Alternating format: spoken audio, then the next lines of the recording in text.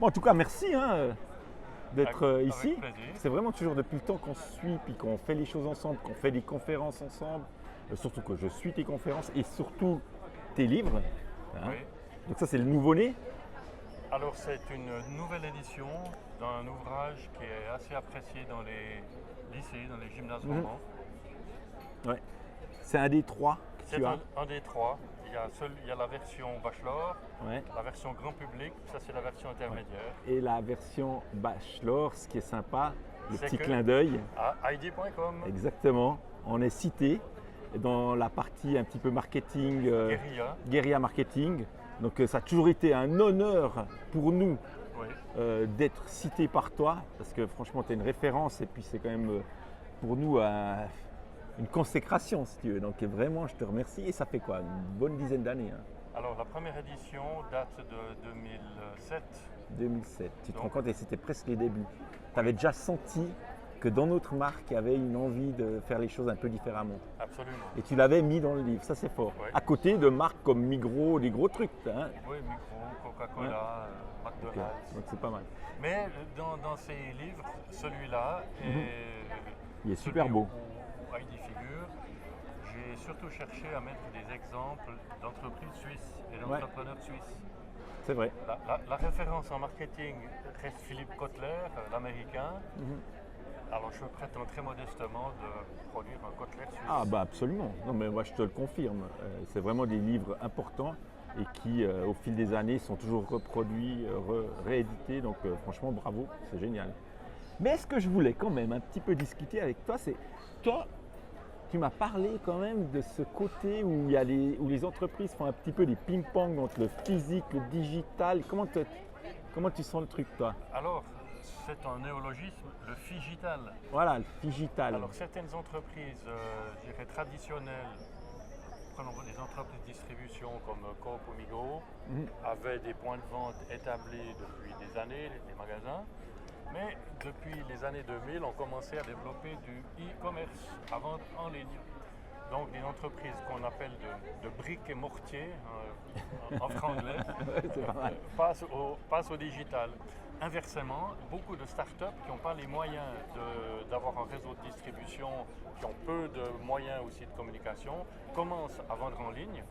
Je prends l'exemple d'un horloger qui n'est pas très loin d'ici, qui est Thomas Bayo. Qui est magnifique d'ailleurs, super concept. Voilà, qui a commencé à vendre uniquement en ligne ou au travers de ses premiers clients qui pouvaient vendre à d'autres Des clients. ambassadeurs aussi de la marque.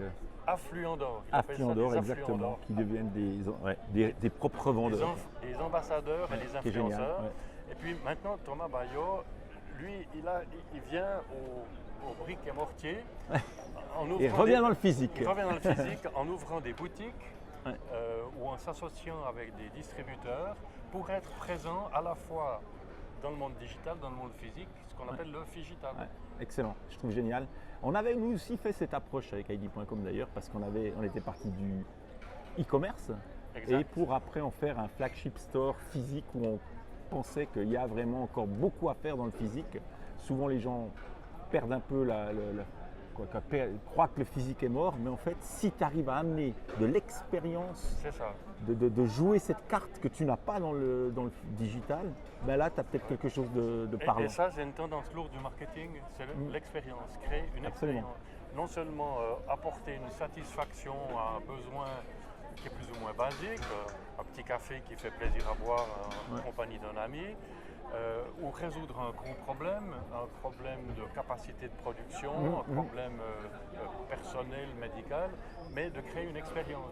L'expérience, par exemple, elle est magnifique aujourd'hui à cette place du marché, à l'ombre, entourée de beaux bâtiments. Si faisait moins 10, qu'il pleuvait, qu'il faisait froid, qu'on était à l'intérieur, l'expérience serait différente. Absolument. Elle ne serait pas forcément mauvaise, mais elle serait différente. Tout à fait.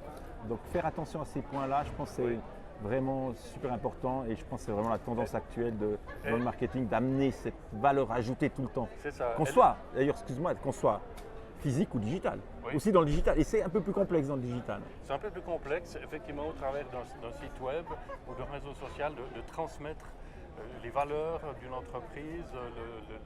Alors l'expérience, sur un site web, elle est plus ou moins bonne selon l'ergonomie, selon la facilité de navigation. Mais c'est sûr qu'il faut faire très attention. L'accueil est considéré comme aussi de plus en plus important, non seulement dans les services, mais aussi pour la vente de biens, l'accueil dans les magasins, l'accueil un peu partout, le service avant-vente, pendant la vente, après-vente, tout ça, ça fait partie de l'expérience. Absolument. Quelqu'un qui est accueilli, par exemple dans un café, par un serveur, une serveuse qui fait la gueule, n'aura pas la même expérience qu'avec un immense sourire.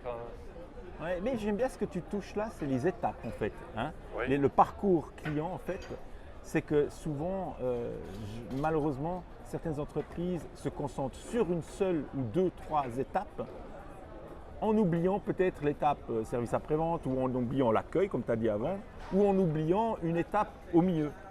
Et tu peux tout foutre en l'air. Ou encore avant. Le service avant-vente, c'est souvent la com. Ouais. La publicité, la promotion, au moment où le client se renseigne, parce qu'il ressent plus ou moins un besoin, j'aimerais changer de voiture par exemple, quelle marque, quel garage, il va se renseigner, ça c'est du service avant-vente. Au moment peut-être où il téléphone, où il prend... C'est peut-être même le plus important pour la vente justement. Ouais. Hein. Pour l'acte de créer, si tu arrives à arriver là. La confiance, l'intérêt, le désir avant de passer à l'action. Ok, c'est cool. Merci pour ce petit moment d'échange. Vraiment super agréable. Et puis on remet ça quand tu veux. Avec plaisir. On fait un petit coucou à la caméra quand même. Hein. Allez, bonjour le réseau LinkedIn, à plus.